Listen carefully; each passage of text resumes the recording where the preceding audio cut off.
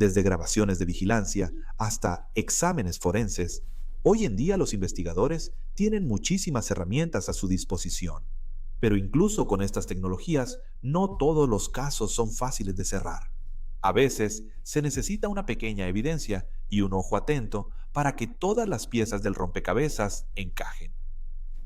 Acompáñanos en el episodio de hoy mientras examinamos tres casos de investigadores observadores que ayudaron a resolver un caso que parecía imposible.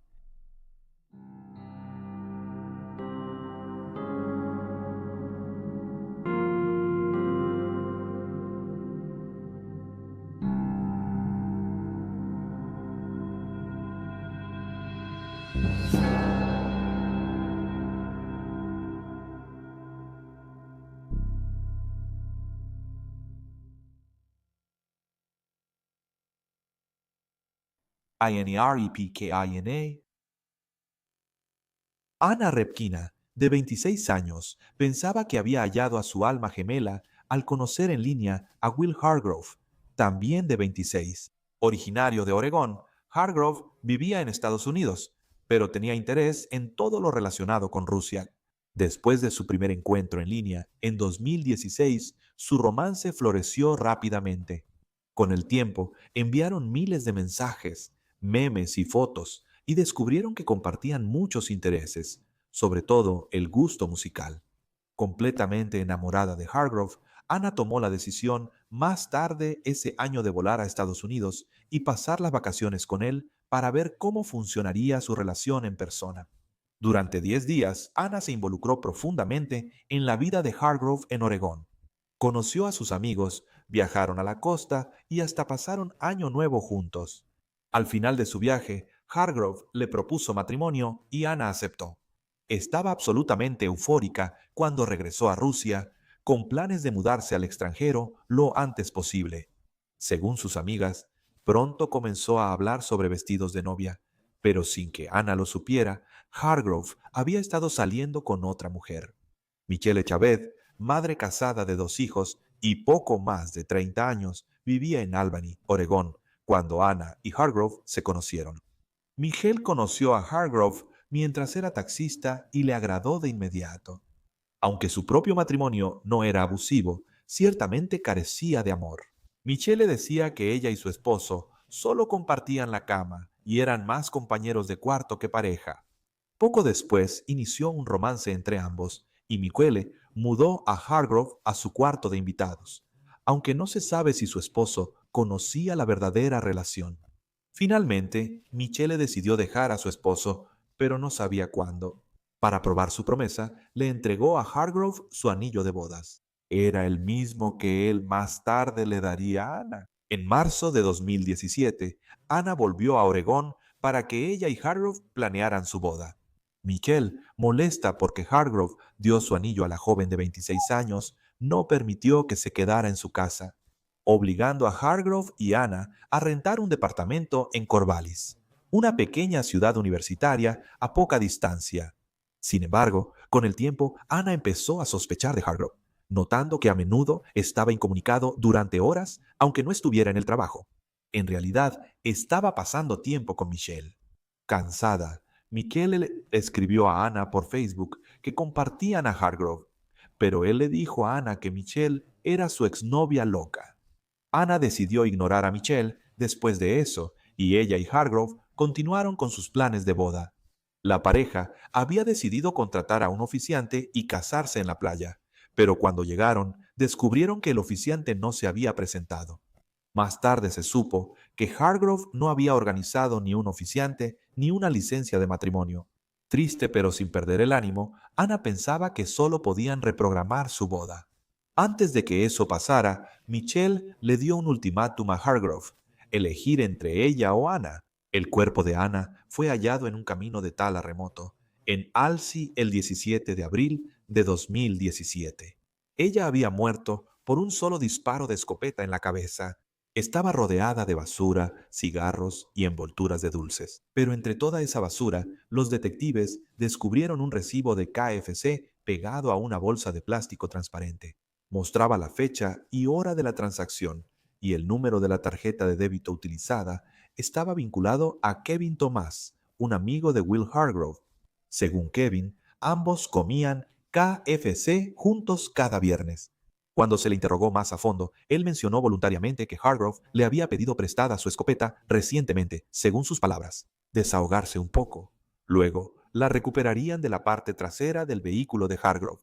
Hargrove le dijo a todos, incluida Michelle, que Anna había hecho una maleta y lo había dejado, pero en realidad él había sido quien la asesinó brutalmente. Hargrove retiró $800 de las cuentas de Anna para pagar su seguro de auto. Las cámaras de seguridad también lo mostraron comprando juguetes de Lego y puros. Tras la supuesta desaparición de Anna, Hargrove tuvo comportamientos extraños. Investigó sobre viajes en el tiempo y pidió consejos en línea para regresar al pasado y corregir las cosas. Un grave error vendiendo su alma. Además, para sostener la farsa, le seguía enviando mensajes a Anna, pidiéndole que la contactara, aunque sabía que ella no respondería. Después de ser llevado a interrogatorio, Hargrove admitió haber tirado la basura, pero afirmó que la había tirado en otra zona de la ciudad, no donde se había encontrado el cuerpo de Anna. Poco después pidió un abogado y posteriormente fue arrestado por el asesinato de Anna Repkina. Fue juzgado en octubre de 2009, con Michelle testificando para la fiscalía. Ella admitió haberle dado un ultimátum a Hargrove, pero dijo que nunca quiso que mataran a Anna solo para que él terminara con ella. El jurado deliberó durante menos de 3 horas y emitió un veredicto de culpabilidad. Hargrove recibió cadena perpetua con opción a libertad condicional tras 25 años.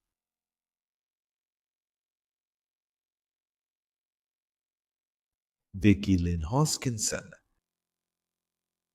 Vicky Lynn Hoskinson, de 8 años, fue vista por última vez el 17 de septiembre de 1984 en Tucson, Arizona. Esa tarde, su madre, Debbie Carlson, le pidió que llevara la tarjeta de cumpleaños de su tía al buzón. Según se informa, esta fue la primera vez que Debbie permitió que Vicky o cualquiera de sus hijos salieran solos. Frecuentemente, solo les dejaba salir en pareja por seguridad. Debbie no sabía que este pequeño viaje cambiaría la vida de toda su familia. 20 minutos después, Vicky no volvía, así que Debbie pidió a Estefanía, su hija de 11 años, que la buscara. Después de caminar varias cuadras, la joven descubrió la bicicleta rosa de su hermana tirada al costado del camino. Estaba a solo una cuadra de su escuela, la primaria Homer Davis. Estefanía inmediatamente regresó para contarle a su madre lo que había encontrado. Y Débora fue al lugar para recoger la bicicleta y ponerla en la cajuela de su auto. Antes, la familia comenzó a dispersarse y buscar a Vicky, pero no encontraron más evidencia de ella, así que llamaron a la policía. Poco después, comenzó una búsqueda. Se repartieron volantes y la familia de Vicky le contó a la policía y a los reporteros todo lo que sabían. Mientras la noticia de la desaparición de Vicky se extendía en la comunidad, empezaron a aparecer testigos. Una persona recordó haber visto a una niña que coincidía con la descripción de la pequeña de 8 años junto a una mujer adulta en una tienda cercana. Se publicó un retrato hablado de la mujer, pero la policía descartó que el avistamiento estuviera relacionado con el caso de Vicky. Los investigadores pronto tuvieron un avance cuando hablaron con un maestro local de la escuela primaria, quien recordó haber visto a un conductor de aspecto sospechoso estacionado en el callejón cercano. El maestro sintió que el conductor estaba merodeando mientras supervisaba a un grupo de niños que jugaban y pronto notó que el conductor hacía gestos extraños. Posteriormente, tomó nota de la placa del vehículo y se la entregó a la policía cuando fue entrevistado. Varios otros testigos recordaron el vehículo, un Datsun de color oscuro, y una niña dijo que el conductor, un hombre, le hizo un gesto obsceno mientras pasaba conduciendo frente a su casa. Un testigo vio que el vehículo retrocedió y chocó con un poste. Otros dijeron haber visto a un niño pequeño en el auto. Al rastrear la placa, las autoridades llegaron a la casa de Frank Jarvis Atwood, un hombre de 28 años de Los Ángeles, California. Vivía con sus padres tras salir en libertad condicional, luego de estar en prisión por obligar a un niño de 8 años a bajarse de su bicicleta, subirlo a su motocicleta y abusar sexualmente de él. Unas horas después de que los detectives visitaron por primera vez la casa de los Atwood, el hombre de 28 años llamó a sus padres para pedirles dinero porque su auto se había descompuesto en Kerrville, Texas. Luego, sus padres informaron al FBI sobre el paradero de su hijo, y Atwood y su acompañante, James McDonald, fueron arrestados el 20 de septiembre por sospecha de secuestro. Atwood afirmó que había estado en el vecindario de Vicky el día de su desaparición, señalando que se había estado quedando en un parque cercano. Dijo que salió del área entre las 3 y 5 de la tarde, pero no pudo precisar dónde estaba. James McDonald confirmó que estuvieron en la zona y dijo que Atwood se fue a las 3 p.m. tras discutir. Cuando regresó, McDonald afirmó que tenía manchas de sangre en las manos y la ropa. Atwood afirmó que se había peleado con un narcotraficante en el extremo oeste de Eno Road y lo apuñaló. Otro conocido de Atwood, que lo hospedó 2 noches en su remolque, confirmó que el hombre de 28 años llegó con sangre en la ropa y manos. Atwood contó a un conocido que apuñaló a un narcotraficante y éste le sugirió deshacerse de su ropa. Esta ropa no ha sido recuperada. Al inspeccionar más de cerca el vehículo de Atwood, los detectives notaron motas de pintura en la defensa delantera. Los expertos en reconstrucción de accidentes compararon la pintura y la igualaron con la de la bicicleta de Vicky, mientras que el daño en el protector de grava del auto era consistente con uno de los pedales de la bicicleta.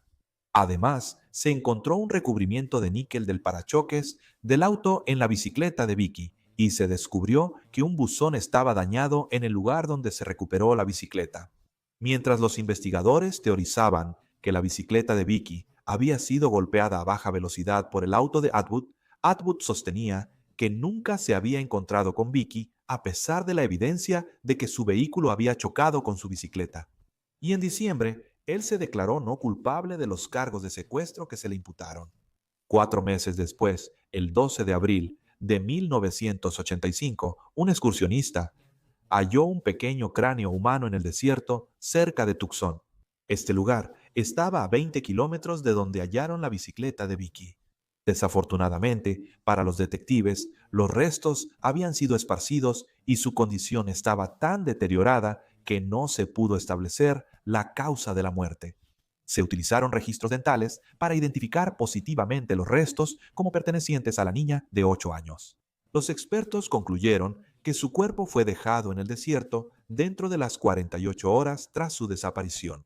El 26 de marzo de 1987, Atwood fue declarado culpable de asesinato en primer grado. Menos de 2 meses después, fue sentenciado a muerte, pero permanecería en el corredor de la muerte durante varias décadas más. Debbie Carlson comentó: me hubiera encantado tener 25 años más con Vicky. En ese tiempo, Atwood obtuvo una educación universitaria, escribió varios libros, se casó y recibió toda la atención médica y dental que necesitaba, y nosotros pagamos por eso. En prisión, Atwood obtuvo 2 títulos universitarios y se unió a la Iglesia Cristiana Ortodoxa griega al encontrar la fe. Sigue manteniendo su inocencia y afirmó que la policía le tendió una trampa, aunque rechazaron todas sus apelaciones para revisar el caso. Atwood fue declarado muerto a las 10:16 am el 8 de junio de 2022 en Florence, Arizona, después de recibir la inyección letal a la edad de 66 años. Incluso en su declaración final, siguió protestando su inocencia y no ofreció disculpas a la familia de Vicky. En su lugar, agradeció a su esposa, a su equipo legal y a Jesucristo.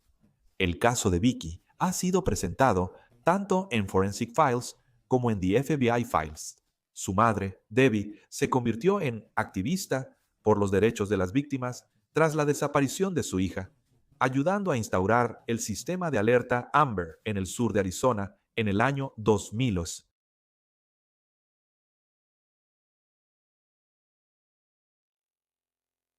Melissa Brannon. Melissa Brannon, de 5 años, desapareció el 3 de diciembre de 1989 tras asistir a una fiesta de Navidad con su madre Tammy en Woodside Apartments, Lawton, Virginia. Ambas se quedaron y convivieron con sus vecinos durante unas horas, hasta alrededor de las 10 de la noche, cuando Tammy decidió que ya era hora de irse a casa. Pero justo cuando se iban, Melissa pidió regresar adentro para tomar unas papas fritas. Su madre aceptó, pero nunca la volvió a ver.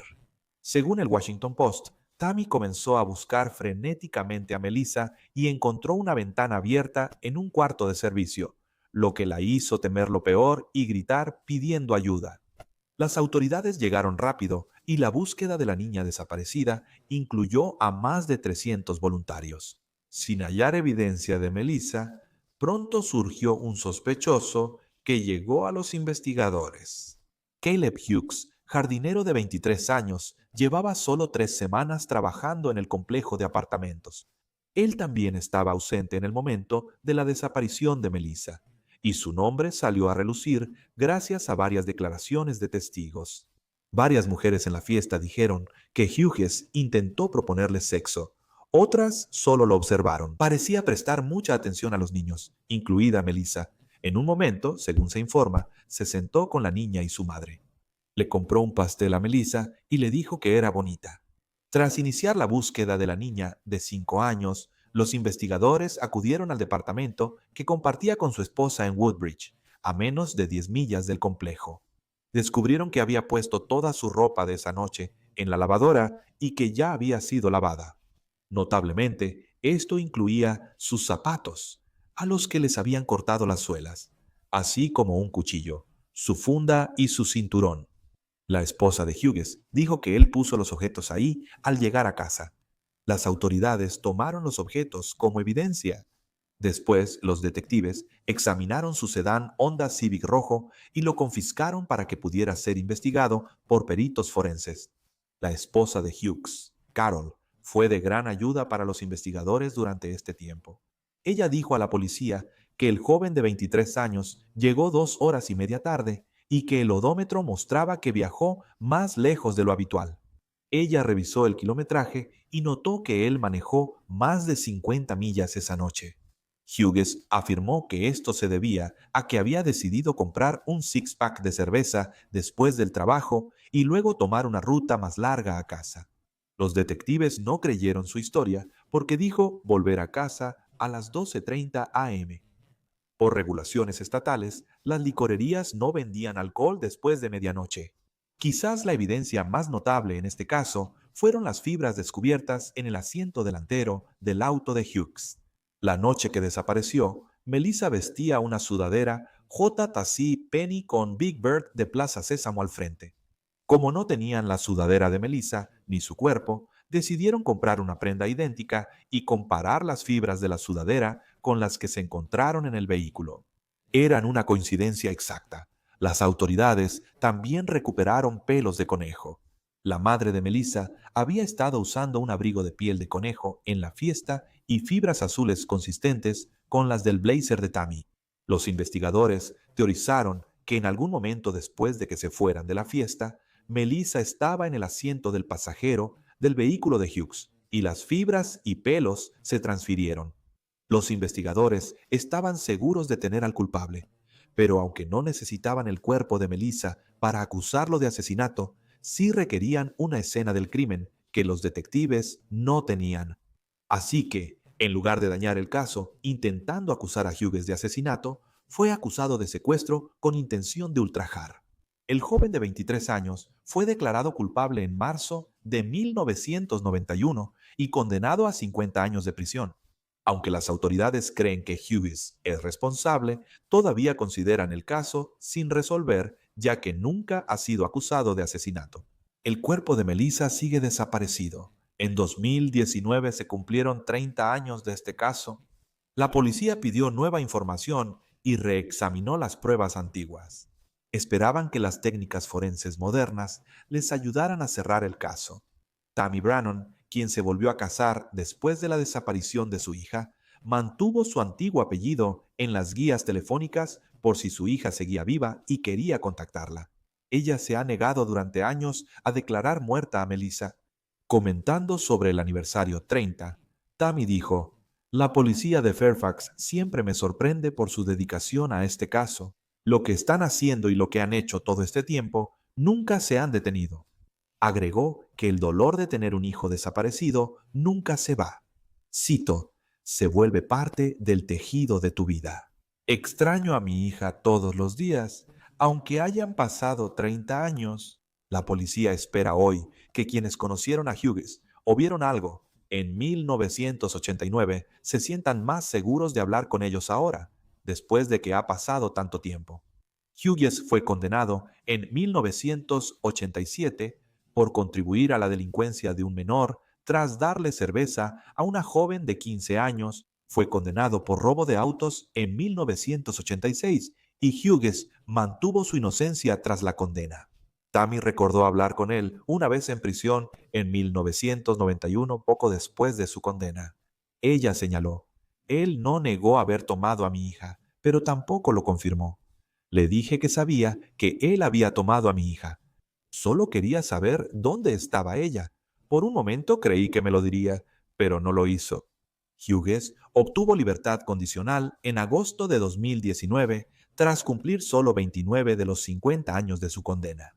Luego se mudó a Rocky Mount, Virginia, y contó a sus nuevos colegas que era veterano, que su esposa había fallecido de cáncer y que dejó su ciudad para alejarse de recuerdos tristes.